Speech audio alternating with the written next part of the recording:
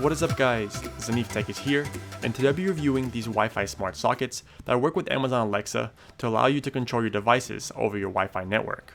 These were sent out to me, so thank you for sponsoring this video. Inside the box you have 4 smart sockets and a user manual, which is really not that important because the setup process with these sockets is pretty straightforward. You can see here that on the left side of the device you have a power and pairing button that allows you to manually turn off the power or to put into pairing mode.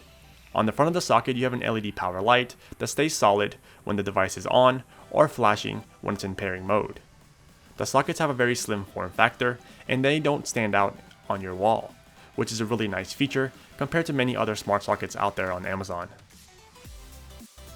If you're wondering how the quality is on these smart sockets, it's really good. When you pick it up, you can know that this device was made with a design in mind because it's not really cheap and it doesn't feel like it's going to break after a couple of days. Plus they're going to your electrical outlet, so you want to be wary on what you're using. The setup process for these is fairly simple, like I stated before. You basically download the app and then search for an electrical outlet with a Bluetooth connection. Once it's plugged into the wall, it will power on, but you have to put it into pairing mode. To put into pairing mode, you have to hold the power button for a couple of seconds until the blue light on the top starts rapidly flashing. Once it starts flashing, you confirm that the indicator is rapidly blinking, and then it's going to ask you for your Wi-Fi password. Make sure you're connected to a 2.4 GHz band because the app does tell you that not to use it on a 5 GHz because the device does not support it. It won't matter later on if you're on the 5 GHz and the device is on the 2.4. You'll still be able to remotely control it. But just for the setup process, make sure you're on the 2.4 GHz band. It takes a couple of seconds, about 30 seconds, to set up the device and to pair it with the app. Once it's completely paired, it's going to ask you to name the device. Once you name the device, that'll be the device name, so when you're later using it with other smart electronics in your household, make sure you remember the name and assign it accordingly. Then you'll be able to remotely turn it on and off through the app like I'm showing you now, and anything plugged into the smart socket would do the same.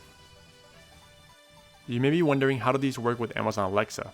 Once you initially set them up and assign them to a name like table lamp, then you have to go into the Amazon Alexa app and search for new devices.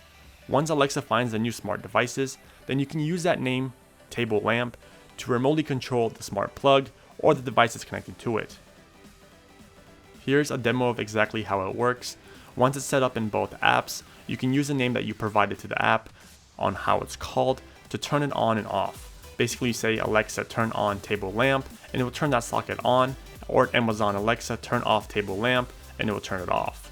It's a really nice feature. Just because you don't have an Amazon Alexa or you don't want to use one doesn't mean you can't use these sockets. These sockets still can be used within the smart app that comes with the device and allows you to turn them off remotely on or off, even if you're in another room or another place.